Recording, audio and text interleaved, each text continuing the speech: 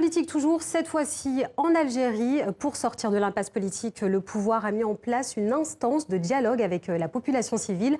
Pour en parler, rejoignons à Alger Raled Drareni, correspondant TV5 Monde. Bonsoir Raled, en ce moment, la moindre initiative de dialogue est critiquée par les manifestants. Comment cela s'explique ? La polémique n'arrête pas d'enfler en Algérie à cause du dialogue national qui a été lancé il y a quelques jours.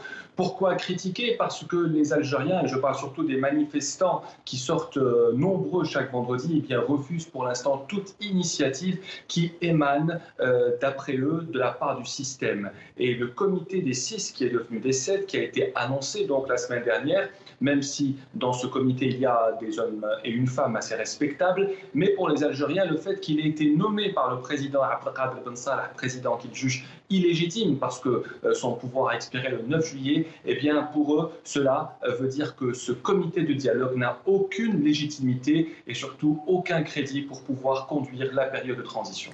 Le panel de dialogue vient de proposer une vingtaine d'autres noms. C'est un cadeau empoisonné pour beaucoup d'entre eux ?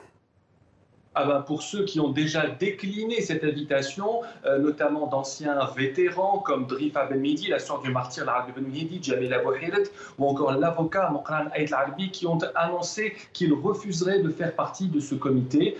Pour certains, il faut donner la parole aux jeunes. Pour d'autres, ils ne peuvent pas faire partie d'un comité de dialogue coopté par le système algérien, alors qu'eux-mêmes appellent au départ de ce système. Le dialogue en Algérie reste nécessaire, il est vrai pour beaucoup d'Algériens, mais il doit se faire selon eux, avec eux des préalables. D'abord la libération de tous les détenus politiques, qui sont près d'une quarantaine, et aussi le fait d'ouvrir un dialogue honnête sur une élection présidentielle libre, mais pas tout de suite. Raled Drareni, correspondant TV5 Monde à Alger, merci.